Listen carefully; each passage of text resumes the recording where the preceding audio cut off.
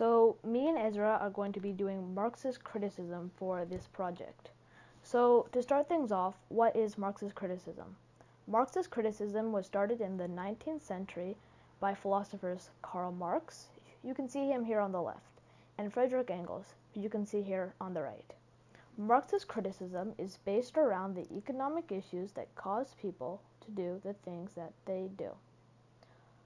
A Marxist critic would focus on the economic factors that caused issues or success in a person's life and would bring these factors to light. A Marxist critic, unlike other fields of criticism, would look at things like class structure, gaining economic power, staying in economic power, and they believe these are the base cause for almost all things in life. Even things like religion have economic reasons for their existence and use, which is a big surprise to many people. A Marxist would also consider the forces keeping people in their economic class. They would consider the difficulty in moving up from one class to the next class, and would consider how hard it would be to be knocked down a class from, say, upper class to lower class or middle class. It is a Marxist goal to find the economic reasons for all or most things and the forces that keep these things the way they are. Economic conditions can be referred to as material circumstances in the Marxist ideology. The social or political situations that arise can be known as historical situations. The next thing that we need to consider is the role of the Marxist ideology. Successful ideologies are not publicly known as ideologies. Similar to this owl in the photo, ideologies try to stay hidden from the public in order to keep their ideas as natural ways of seeing the world. In America especially, there's a belief that you always need to have the latest and greatest things. This tends to cause people to make poor life decisions, like a credit card they can't afford just to please their peers. As a society, we're taught the nicer your stuff, the better a person you are. While this is ingrained as us as normal behavior, it's actually a capitalist ideology with the goal of making money.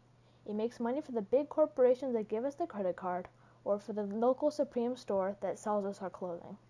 The main role of a Marxist critic is to analyze a person's work for the economical factors that cause many of the issues within the work. By looking for these economic factors, you can understand the text in a different way. A big role of the criticism is to help the reader understand the text in a completely different light. A person may reread a text and get a different idea of theme or just reasons for the theme if reading from a Marxist perspective rather than a different perspective.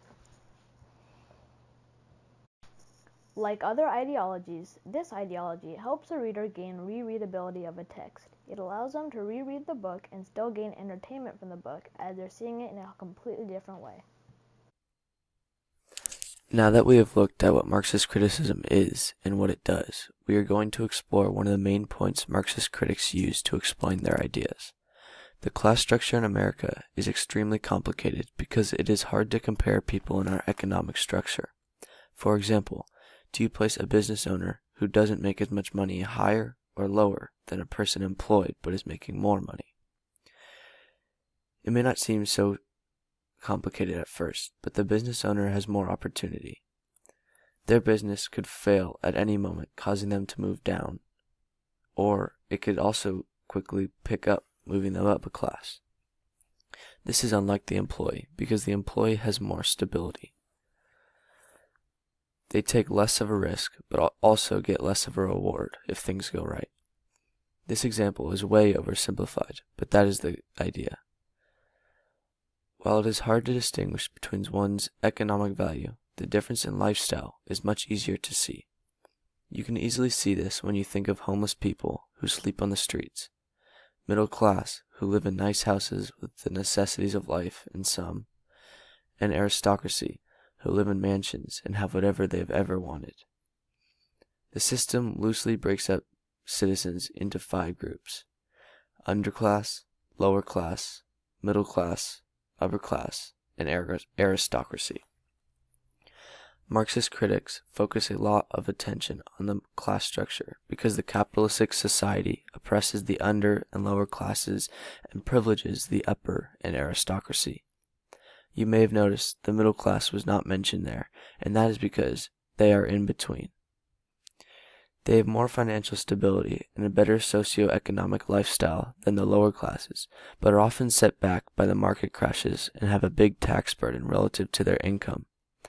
Marxist critics will also explain how hard it is for a person in the under or lower class to get out of those situations.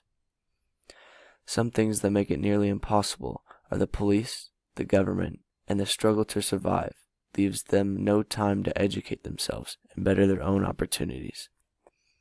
Marxist critics focus on the class structure a lot because the class structure is a great example of the problems they have with the capitalistic society that America is.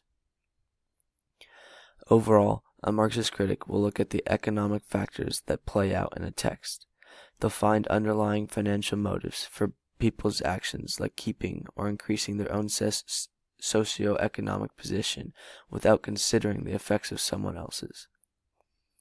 Also, by looking at the world or a text with all these things in consideration, they will have a better understanding for why things happen.